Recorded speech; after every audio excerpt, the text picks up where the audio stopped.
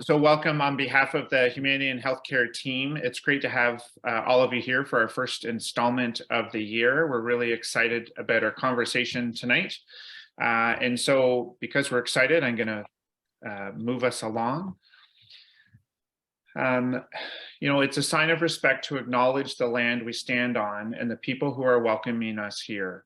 And so on behalf of all of us coming together this evening, I would like to give thanks, consider our individual and collective roles in the stewardship of Mother Earth and building relationships between Indigenous people, specifically the territories of the Anishinaabe and the Haudenosaunee here in Kingston and at Queen's University. The Planning Committee does not have any specific disclosures or conflicts of interest for this session.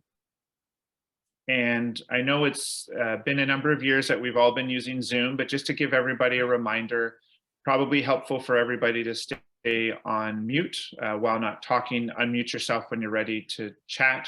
Use the chat function, which we monitor. And if you use the reactions function, you can raise your hand and then we can get a queue of people to ask Dr. Schultz questions. Okay. So without further ado, I'd like to introduce our colleague, Dr. Pinky Schultz, who's going to chat with us about exploring the phenomenon of the hidden curriculum. Welcome, Pinky. It's all yours.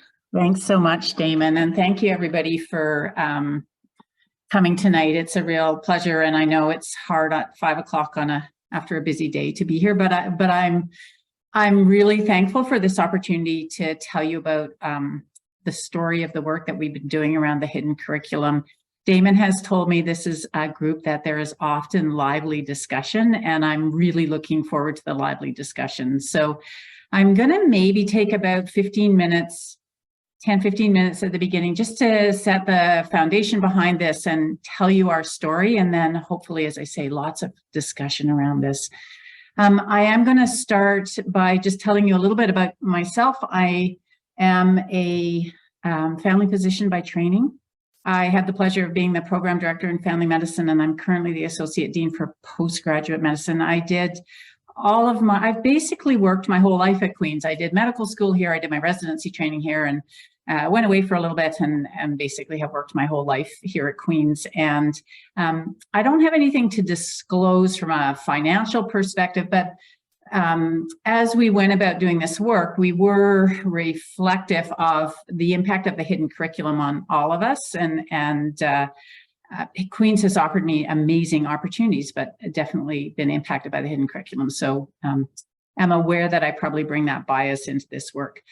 I also want to let you know that I did not do this work solely. I've had the pleasure of working with some amazing colleagues doing this work. We had a working group that Dr. Cherie Jones-Hiscock and I co-chaired that morphed into an implementation group, which is still active. And so within that implementation group, we've had Cherie Jones-Hiscock and Shana Watson, who have been bringing forward ideas from the medical school perspective. We've had myself and Laura McMillan-Jones from the postgrad perspective, Mala Janasia and John Drover from the faculty perspective, and Chris Gillies and Alison Philpott from the hospital perspective. And then OPDES, the Office of Professional Development and Educational Scholarship, has done a lot of work with us with this project as well. So it's been amazing working with those people, and I want to acknowledge all their good work. So I'm going to tell this to you kind of like a story, and realize this story is not yet over. And I think we need to expand our story. And so this is where I'm hoping we're going to have lots of great discussion about this.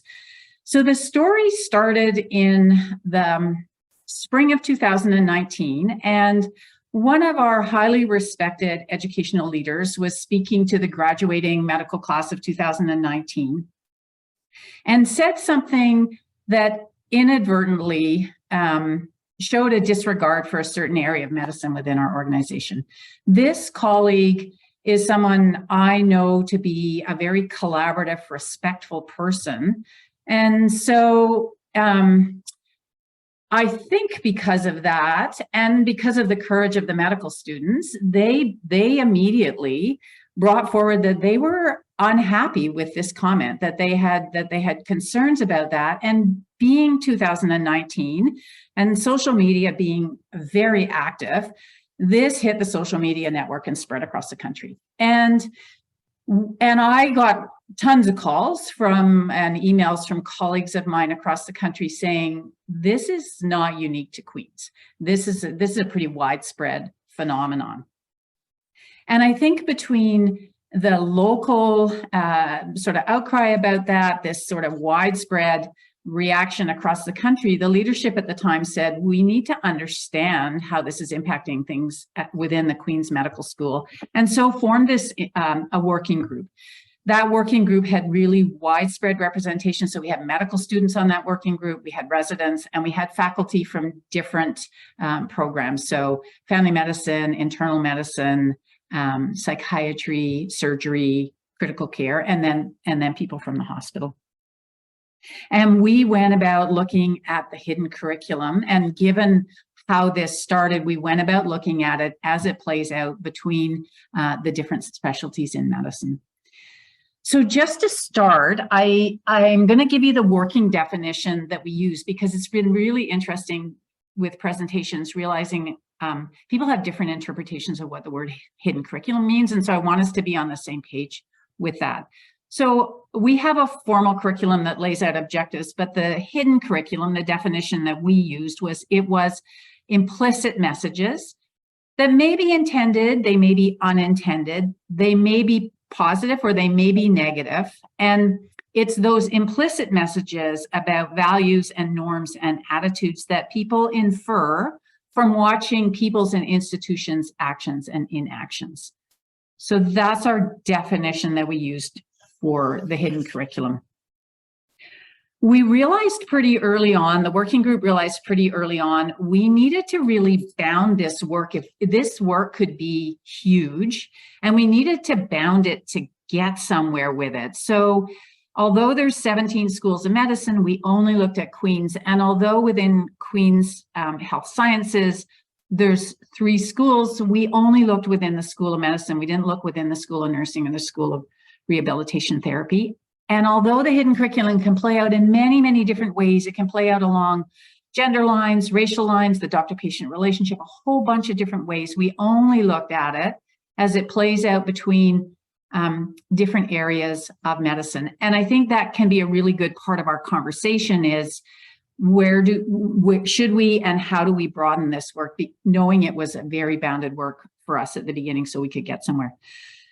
So that was where we looked at it, and how we went about looking at it was we're really hoping there would just be a survey out there. Let's grab a survey. Let's see how this hidden curriculum is playing out here at Queen's, and there wasn't one. So pretty deep dive into the literature. We created a survey and we used elements from racism literature, equity, diversity, inclusivity literature, professional identity, situated learning, like tried to get into a lot of foundational literature to create this survey. Sent it broadly across all of the School of Medicine, so to all of our medical students, residents, faculty, hounded them shamelessly to fill out the survey, and got about 150 to 170 respondents per group.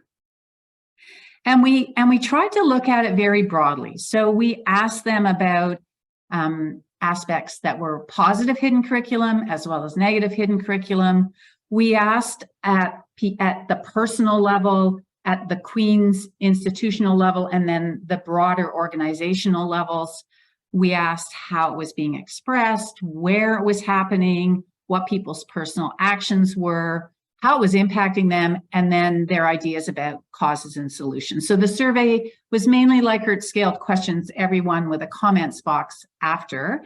And then our Office of Professional Development and Educational Scholarship helped us with both qualitative and quantitative analysis of that data.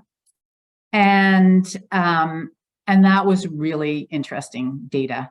So to be clear, when we dove into, okay, what are our explicit stated values, you know, as a School of Medicine within the strategic plan for our School of Medicine, our Faculty of Health Sciences at that point, that's what it was called. The explicit values where we value diversity and respect and collegiality. And The working group went into this work feeling that most of our learners, the majority of our learners, and most of our colleagues are exactly that. They're respectful, they're collegial. And our work, and at the end of the work, we feel that as well. And yet, despite that, and despite most people, because we asked how they identified and they thought they were respectful and collegial, despite that, we have a hidden curriculum that is undermining our main goals as an institution. So let me just tell you the really broad brushstrokes of the results. So I think to back that idea that many people are respectful and collegial, 40 to 50% of our respondents said they agreed or strongly agreed that they had overheard positive things about other areas of medicine. But 10 to 15% of respondents agreed or strongly agreed that they had overheard negative things about other areas of medicine. And the heat of the comments after those questions really highlighted for us the stickiness of those negative comments, that they were much more impactful than the positive comments, which I think goes along with our tendency to have a negativity bias. We tend to remember the negative stuff more than the positive. And comments from medical students and residents and faculty would support that. They said, you know, you hear lots of positive comments, but it's the negative ones that you remember. And many of our colleagues and learners are respectful, but it's the few disrespectful ones that really undermine the culture. So the negative stuff was being particularly impactful. We deliberately did not focus on that one area of medicine that brought the work to get going in the first place. And what we found was this negative hidden curriculum is impacting in a really broad way. So it's impacting people in the majority of areas of medicine at all ages and stages of career. There is some intersectionality, so where there's sort of a coming together of demographics where people have a certain number of traits that come together, there are some people that are being more impacted. So our younger female respondents in generalist areas of medicine are being more impacted than others, but it's impacting really widely. The 5 most impacted areas of medicine were family medicine, surgery, psychiatry, pathology, and emergency medicine, but across all of the areas of medicine. And what was also really interesting is where you have an area of medicine where there's divisions within those areas of medicine, there is hierarchy and hidden curriculum within that one department between the divisions. And it was also occurring in all kinds of settings. So we asked about the classroom, clinical settings, and informal settings occurring in all of those. But as you go from classroom to clinical to informal, the expression of the hidden curriculum is more frequent, the more informal you get, and more overt. Within the clinical setting, the interface where patients are transitioning from one area of medicine to another is a particularly fertile area for the hidden curriculum to show up. And some of the comments, I have to say, are not very hidden. They're very blatant. So one medical student wrote in the comments, I have overheard it said that family doctors are stupid, psychiatry is a waste of time, and all OB-GYNs are bitches. That is blatant disrespect. But more often, the comments were more micro than that. And as one of my colleagues, Shana Watson, says, it's the kind of comments that are like a death by 1,000 paper cuts. So many comments where learners were told, oh, you're too smart to be doing. And honestly, you could fill that blank in with 10 different areas of medicine. You're too smart to be doing emergency, internal medicine, surgery, family medicine, like one after another after another. Or, you know, I think you're too nice to consider doing surgery. You should do pediatrics instead. Like those kind of things where people are not being given sort of the option to choose. They're kind of being directed in one area or the other. And what we heard from the respondents is these either very overt or more micro invalidations and micro disrespect were really impacting in a whole bunch of different ways. So our learners told us it was negatively impacting their learning, that if people found out they were interested in a certain area of medicine, they would not provide them with opportunities. They'd often keep it hidden what they were thinking of going into, so they had all their opportunities left open to them. For those trying to choose their career, so our medical students, they said it created a real sense that that all areas of medicine were not equally important, that there was a better and there was a lesser, and that created a toxic environment for them. And a really interesting quote from a medical student who said, I didn't come into medical school believing this, but I am leaving medical school with this impression that there are better and there are lesser areas of medicine. For those who had chosen their career, just going to shut my phone off.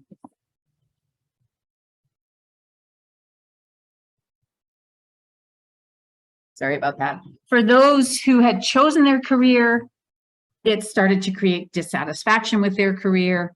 If people felt like it cut down on their opportunities, if they were, especially amongst our faculty, that certain people got more opportunities than others, a real sense it was negatively impacting patient care. Either because it was decreasing healthcare team morale, or it was making those transitions of care not productive transitions of care. And and we thought within the working group, as a teaching institution, we kind of have two main goals. Our one goal is centered around our learners, that we're giving them opportunities to develop as well as they can, and we're presenting them with lots of opportunities rather than shutting that down. And then around healthcare, that we're sort of thinking about optimizing patient outcomes and health outcomes in general, and the healthcare morale of the team morale, that it was undermining all of that. So we found all of this stuff, and then we thought, well, this seems really significant. We need to do something about this. And so that was the next chapter of the story, is, well, what are we going to do about this?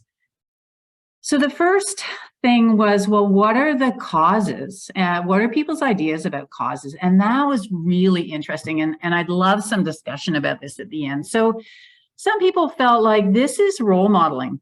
This is sort of a generational perpetuation. And I can say, having been a medical student here, and I will tell you that was decades ago, the same comments I heard then are being said now. I think people just soak this stuff up, especially from respected colleagues and role models. They just soak this up, that this is sort of a natural way of talking about things. Some people felt there truly was a bias towards or against certain areas of medicine, that some were better than others. And some people felt like some areas of medicine provided poor care. And so if you believe that, then you could see that you think there was a better and a lesser. Some people felt that there's no accountability. If people behave badly, we never hold people to task for that. And so that's part of why it keeps going. It was also really, and this comment came up over and over and over again, it's human nature. We are a social species. We are a tribal species. We tend to want to be part of a group. And I think that in many settings, that's true. But why that devolves, the need to be part of a group, why that devolves into a us versus them, a better and a lesser, is a really interesting thing to think about, I think. There's lots of thought, and this survey started just before the pandemic, but there was a lot of thought that people are burnt out and exhausted, and it's hard to behave well when that's the case. That there were visible disparities in who are in positions of authority, who are at those committees making important decisions, and that has an implicit message about whose voice is heard. Age-old equating pay with value, we do that as a society. The more valuable something is, the more it's cost, the more valuable you are, the more you're paid. And there's big pay differentials within our payment fee schedule, and that maybe impacts the hidden curriculum. Another frequently talked about thing was we don't understand each other's work. We work in silos. And I feel like that is more so now than ever. But again, why does not understanding devolve into disrespect? The two don't have to go hand in hand, but why? So why are they so connected? And then intersectionality came up again, and with a feeling that where areas of medicine are predominantly female physicians that work in those areas of medicine, those were less respected areas of medicine. So lots of ideas about causes. What was clear was it's not one of those one cause, one solution kind of a problem. It's one of these, you know, interconnected, wicked sort of a problems, and was going to require a really holistic approach. So I'll just tell you briefly what we're doing now as an implementation team, and then open it up for discussion.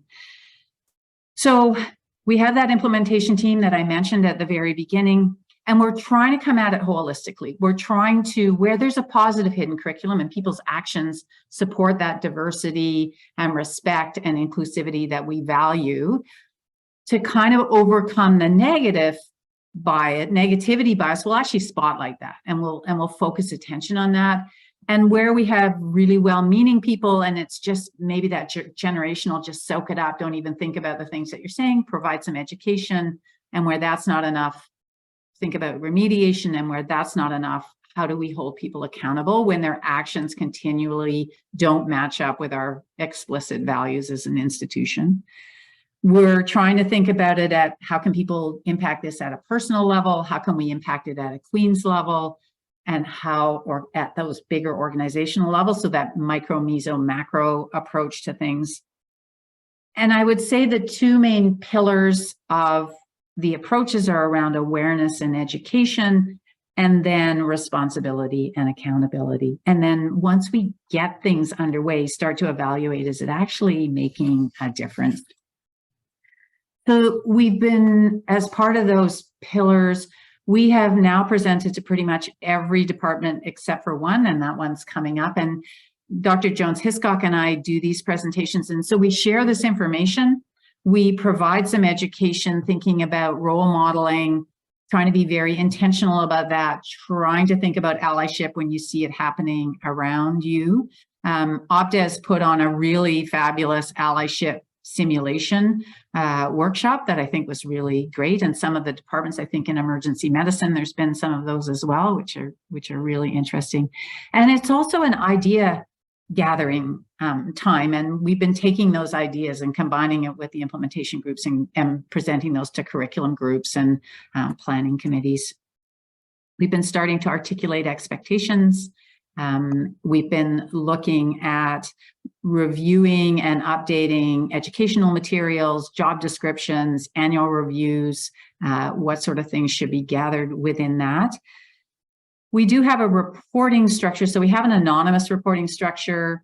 I have to say it's not used very often. We have preceptor evaluations, rotation evaluations, learning environment surveys, and we're trying to use that information. And then think about a response process, because it's one thing to gather the information, but if you don't have a way to respond to that, that just becomes demoralizing, I think, for people. And then really trying to intentionally tie into the Dean's action tables on equity, diversity, and inclusivity.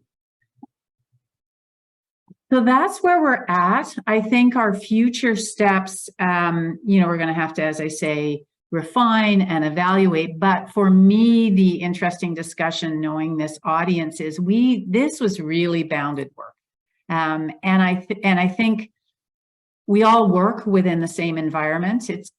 To not look more broadly is a little bit like how nonsensical it was to have a smoking and a non-smoking area in a plane. Like, it just makes no sense not to think of us all within the same environment. And how do we go about doing that? How do we push this work nationally? We certainly heard it's not unique to Queen's. And then I think, how do we think about other elements of the hidden curriculum? So we certainly heard it's not just how people, but in different areas of medicine, it comes out along gender lines and racial lines and a whole bunch of different ways. So how do we go about doing that?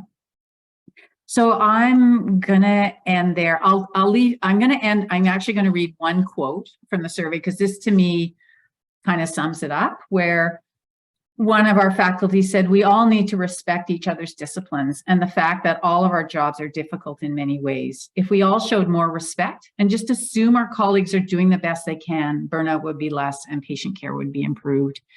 And I think the other way we've been thinking about it is we need to put our learners and our patients in the middle of all that we do, and realize that all of us are contributing to our learners and our patient care, and respect that. So I'll stop there. I'm sorry, it was a bit more than 15 minutes. The story got a bit longer as I went along, but I'd love to hear your response to this, if the results surprise you.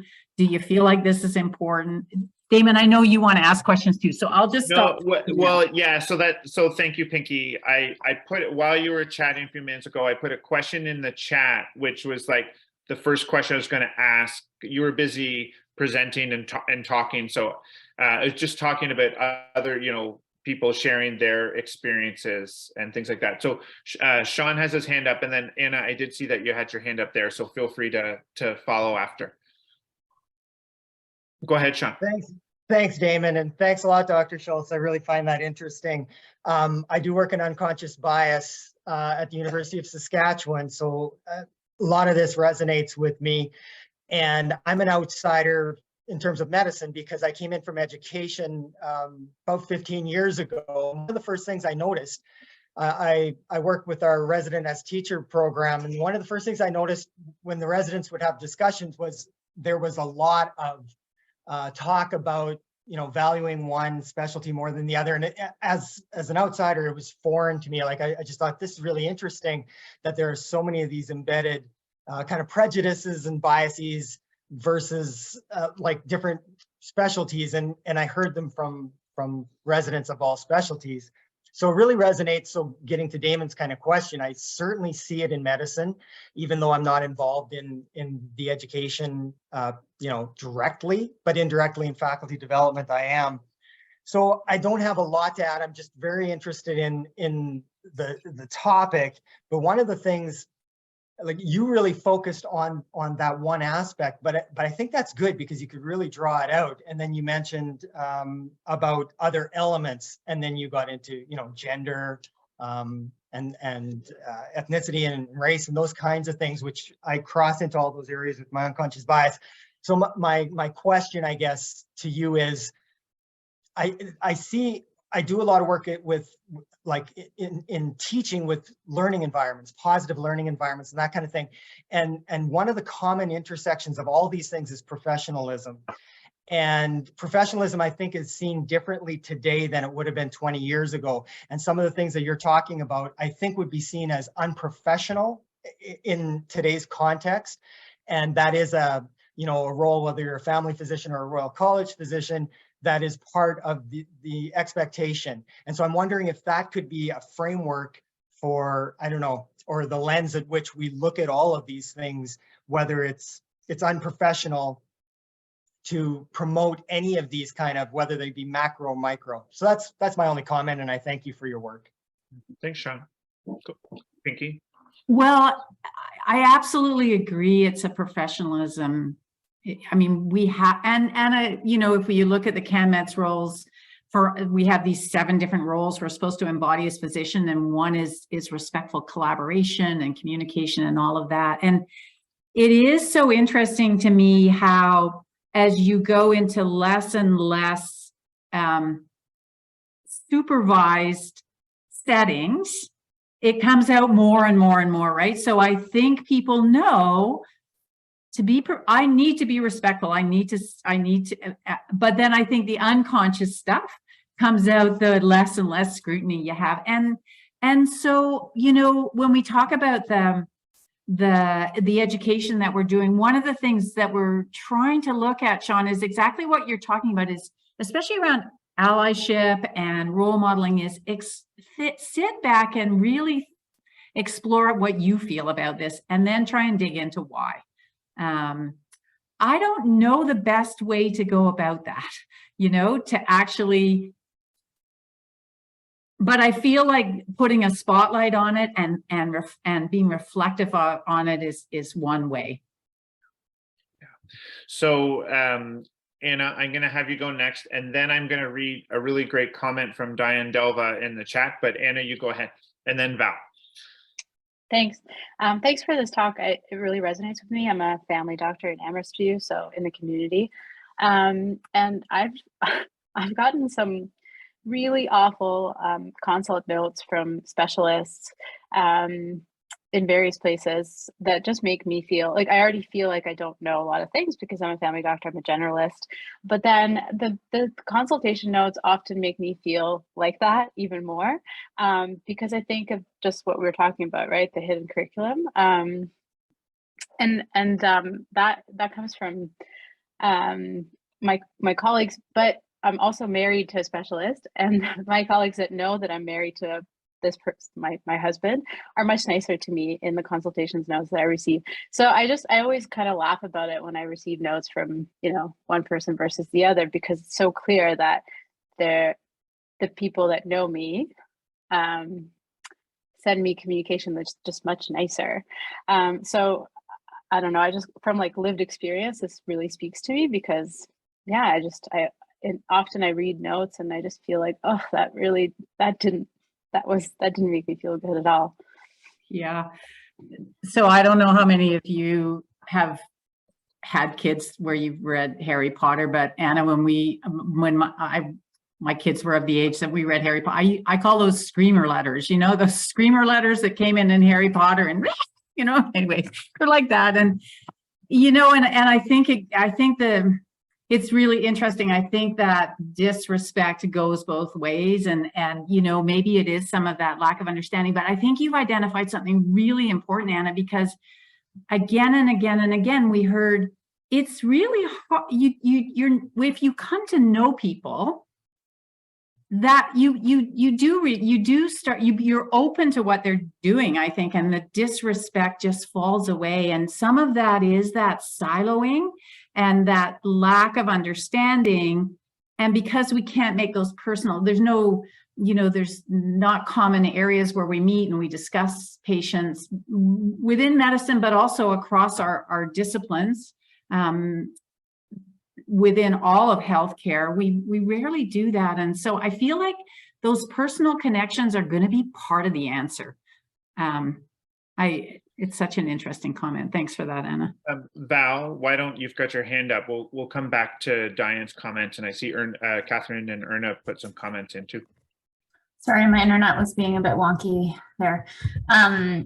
Thank you for sharing this. I'm a nurse practitioner, so I'm listening to this with a non-traditional medical experience, but I wonder, in thinking of it and just the rumors about what medical school and medical training are like, and just sort of the pervasive hierarchical structure that we hear about often, and the need to sort of force those coming behind the current physicians to go through what they have gone through, and the sort of brutal hazing almost that I have heard of existing in medical training, and whether some of that background feeds into a feeling of insecurity and inadequacy that then, as you mentioned at one point, asking the rhetorical question, like, why does not knowing defaults to being critical of others? And I wonder if that really is a reflection of insecurities as an individual. And when we're not secure in ourselves as people and as professionals within our roles, which perhaps is exemplified by the training in which medical students and residents have to go through, that the default becomes then anger and criticism of others, because the ability to self-reflect isn't there, or ability to stand as an independent practitioner, secure in our own roles within the healthcare team and the healthcare system, isn't there. Yeah, it's that, I mean, there's actually a whole bunch of really interesting things that you raised there. In one of, in a recent conversation I was having, someone was wondering if, within your group, that is a very secure, respectful group. So that insecurity that you're talking about, and you're not surrounded by that. You're surrounded by people who are role modeling that. If that then spills out as you start, and I would think it would, that it would start to, and so how much is we have to start addressing within the groups to start being able to spread it out. But even that idea of hierarchy, why is there a hierarchy? Like there, if we put the patient in the middle, all of us in all of our professions, across all of the things we do in healthcare, our patients need us all. And so it's not to me, it's not even a continuum. It's a back and forth. It's a bi-directional caring for patients. But how to get away from the idea and, the reasons behind the hierarchy, how do we address that? And the hierarchy sort of reminds me a lot of what I reflect on in palliative care a lot, as the idea in medicine of a patient living is always a success and a patient dying is always a negative, and that negative it reflects poorly on the people who are providing that care, as opposed to recognizing that that may be a very viable goal of care for that patient specifically. And what does failure and what does success look like in medicine? Yeah. Great, awesome points, Val. There are tons of great comments in the chat. Catherine is going to chat now. I just want to see if I can link what Diane said in her comment with, I think, where Catherine is going to go, talking about, the hidden curriculum and stereotypes and longstanding and pervasive out there, and really getting after interdisciplinary teaching and learning. So when I think about my growth and when I think about my workplace, like as soon as you say, I think of where I work, I think of a certain part of the emergency department where all of us are together, the team.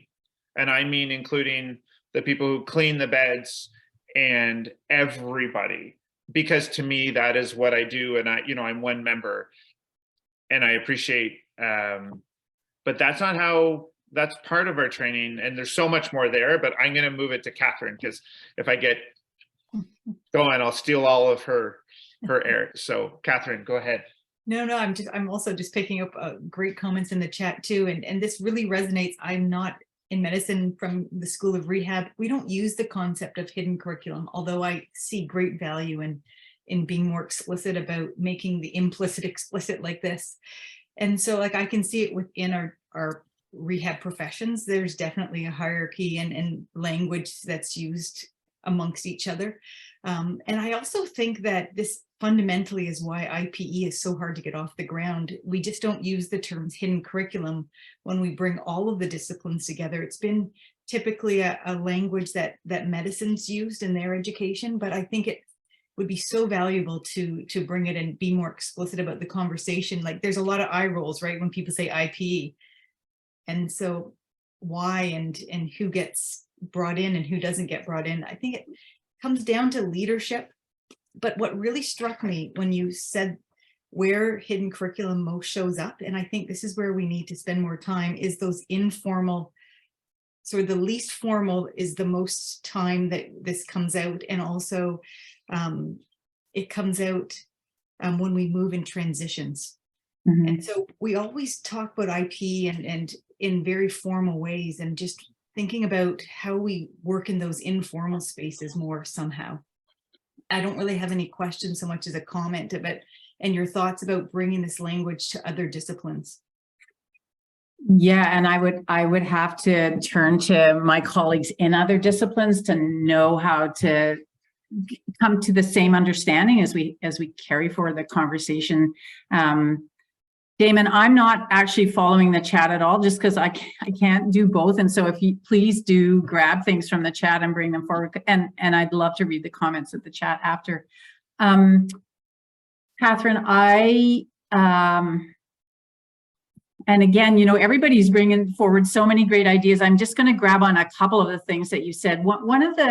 So Diane Delva and I had the great good pleasure of being a colleague with Diane, and we worked within a family health team, and we have this amazing nurse who is pivotal to the care of our patients. And just by the nature of the work that we do, we realize we bring different things to our patient. And so I feel like that interdiscipline, seeing what each other bring, like asking us to focus on why are we in this work in the first place? Like, we're here for our patients. We're here when we're in an academic setting. We're here for our learners as well. And how do we truly focus in on that and then see what each contributes to our patient, and go into that with that open part, like the quote at the end, that we are all assuming all of our work is difficult, and come in it with a foundation of respect rather than sort of a coming at it from the other way. Brent and Erna, I see your hands there. Erna, I'm gonna go to you first. Brent will come back, but we really want, so Pinky and I, when we were chatting about, Pinky wanted to present a specific project task that she did at the beginning, but really we want to expand this out into others. So we'll come back. Erna. Yeah, I want to tell a little story, if I might, and it'll be little. When I started working in labor and delivery many years ago, I had to stand up when the physician walked in the room. Very lovely obstetrician, because I have a BN from Memorial, a Bachelor of Nursing. He told me I was the new big nothing on the floor. And so we not only, and I could go on and on. I am not a big nothing. I'm really special, and so is everybody else on this call. And sadly, within disciplines and between disciplines, we live in a world of disrespect, of not knowing, of, like Val said, insecurities of the self. Maybe if we understood ourselves, we'd understand the other. Maybe if we could be person-centered, these things wouldn't happen. And I guess the most important thing that I want to say is that we're saying it out loud together, a group of 41 people. We now can't unhear this or unlearn it. So I challenge each and every one of you to the responsibility of making that different. So the time that you want to be mean or saucy or rude, or it falls out of your mouth because you can't help it, please say sorry really soon and don't do it again. And let's just think about how we work together. Why do we want to have, with our strategic plan, 20% of our education together? So we can learn more about each other. But we have to do it within our own house too. But within our house, if we continue to use the same tools and strategies, I'm quoting Audre Lorde again, that we've always used, we will never change. We won't change if we keep doing it the way we've been doing it. And when someone says, this happened to me, it happened to them. It's not an allegation, it's actually their reality. And we don't stop with that enough. And I'm going to say this conversation is a gift. Thank you, Pinky, because this is a way to begin the conversation. And I'm proud of the 42. Now I see people that are here. And I think that, I know that this is a move forward, but only if we hold ourselves accountable. So Pinky, I'm delighted that you shared this with all of us today. And I know as we navigate whatever lays ahead, that we're going to go forwards and backwards, and hopefully that direction, the range narrows as time passes. Appreciate it very much. Yeah, thanks, Erna. I always know you're going to add something wise to the conversation. And I do think the majority of us want to be respectful and collegial and hold those as sort of our identities of how we are. And you're right, we'll go forwards and backwards. And even though we hold that as our identity, we are gonna muck up, right? And then you do have to step back and say, sorry, I made a mistake there. I will learn from that, and I'll move forward with that. And we talked a lot about, when we talk about the allyship, sometimes your allyship, you're not in a position at that time to actually confront what's being done, but you can do other things, because to not do something when you see it happening around you, I think starts to eat at your soul. Like, I think it's demoralizing to not do something when you know people are behaving disrespectfully around you. It's figuring a way to do it that works for you and is safe for you. Yeah. Thanks, Erna, for. Yeah. Thanks, Erna. Brent.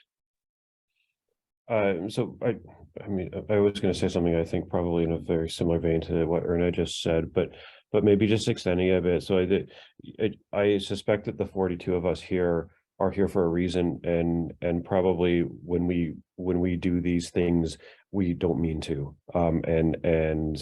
But the reality is that there are some people out there who are disruptive and who are doing this intentionally and to be disparaging. And I think those people need to be addressed differently. And I think just looking at it from a change management perspective, if we think of those as the leaders within the trend of hidden curriculum, I guess I have a hard time seeing how we move forward significantly without addressing those people who are actively pushing the hidden curriculum, not innocently, but more intentionally. And I'm curious what your thoughts are on that, Pinky. I know that's a bit of a different direction, a whole can of worms, but I just feel like it's a really important consideration.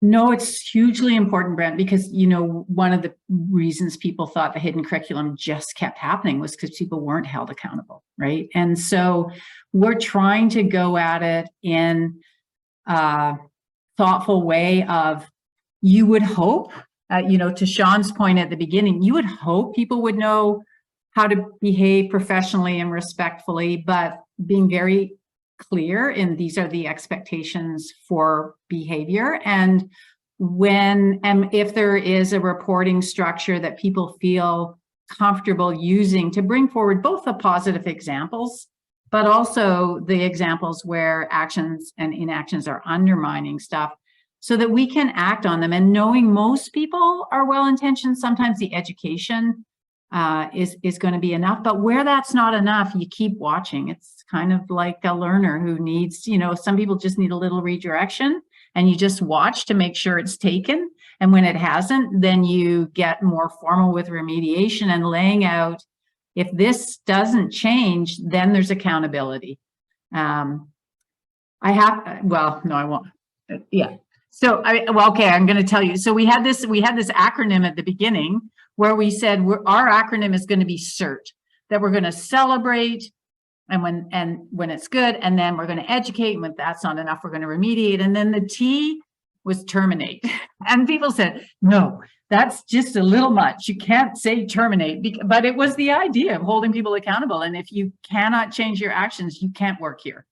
But that involves following a good process around that. That involves buy-in from the people who are going to be shaping expectation around behavior. So our leaders have to all buy into this, because they're ultimately the ones that are going to have to be willing, when things aren't changing, to actually take the high road and do what needs to be done.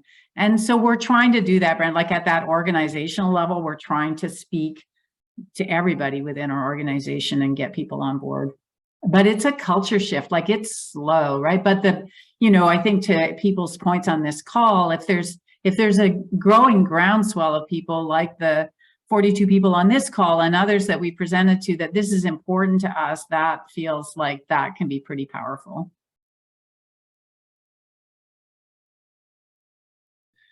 Yeah, I was going to say before, and everybody, we just have probably time for one or two more questions or comments, but as I find myself getting a bit older, I realize my role, as an educator and with where I work and the things that I do, I think has shifted in my mind to different responsibilities. I heard before, we were talking about responsibility, accountability, role modeling, allyship, and I definitely say sorry sometimes when I joke with a patient. It's not always a colleague, but sometimes say sorry to colleagues too if I feel like, oh, maybe I used a turn of phrase the wrong way, and I'll double back. But I definitely feel more responsibility in keeping my ears open and hearing things, what trainees or anybody, and saying that, like, that's not okay. And Anna, before you had mentioned about consult letters and stuff, and when people know you, and working in the emergency department, I tell you, the generalist, you know nothing, you should have, X, Y, and Z. I feel connected to you, and I feel connected to others too. But that just really, that's how you're going to communicate, with that kind of disrespect and like high and mighty, whatever it may be. And I think when we feel it and we think about it, it forces us to look at way beyond medicine, which is the focus of this talk, right? Is, how are we interacting, and then how are we trying to make change? And Brent, I like that. How do we call something out when it really is way out of bounds, and how do we deal with that? Sean asked a question in the chat early on, and then he's just asking again about sort of the result of the survey. What did the survey look like, Pinky? Being able to sort of see it published or available, both for methodology and just the results. Yeah, so we we're actually finally got it accepted. Our validation, because it's a new survey, so we wanted to validate it. So we did all the validation work of the survey. So that's now accepted and in line for publication in the Canadian Medical Education Journal. The survey, I'm happy to share the survey. We had a slightly different survey for medical students, residents, and faculty, but I feel like that survey could be adapted. It's not specific to medicine per se, other than, we ask questions about which area of medicine are you in for some of the demographic data, but the actual surveys about how's it impacting you, how's it being expressed, I feel could be tweaked and used anywhere, and happy to share that. So the only published thing now, because we're sort of trying to do it in a stepwise way, was first publishing about validating the survey, and then starting to talk about what did we find and what are the ideas coming out of this for causes, solutions, and address it that way. And that's just a idea in my brain. So I don't know when that'll be published. Not soon. Yeah. Thanks, Pinky. So just as we're coming to the end of time, I think there's a couple of things. I want to thank everybody for coming. Certainly, the chat has been unbelievable during this discussion, and I wish we had another hour to go each sort of chat comment and each person at a time, and really be able to explore, beyond the sort of case study of medicine, because I know that these things exist across, and how do we, how do we move forward? Thank you for the people who have, glad that we had this session, and that, these are the kinds of conversations we're trying to have in this series, that we want to have, and we don't know the answers, but we definitely want to come together and start talking about a number of things. Two things before we go. One is we have a workshop coming up in April. And I've already asked Pinky if we can continue in our April workshop at the Donald Gordon Center, if we might be able to continue some of this conversation with herself and or others. And so just to whet your appetite, that's if you're interested in. And that, yeah, part 2 of the conversation, Tanya, as you have in there. And the other thing is, I'm just going to share my screen again here. I just want to let everybody know about who's going to join us next month, because I think it will be just a fantastic speaker. So next month, Brett Babcock is going to join us, and he's just a really remarkable person who's going to come talk to us about quadriplegia beyond the medical model, and really talk about just a remarkable journey that he's been on. And so that's Wednesday, March 22nd at the same time. And so with that, Pinky, I want to thank you for coming and sharing and getting this discussion going, and the work that you've done, and having you know, given us the opportunity to reflect on some of this. And, you know, I don't know if anybody else before we go has anything else to say other than, you know, it's always a pleasure and a good evening when we get to come together and have these sessions. So I'm quite grateful to have everybody's company. Thanks, Damon. And I threw my email in the chat. I'm really happy to carry on conversations if people want. And thank you. It was a great opportunity to come and be able to present and also just have the conversation. I really appreciate it.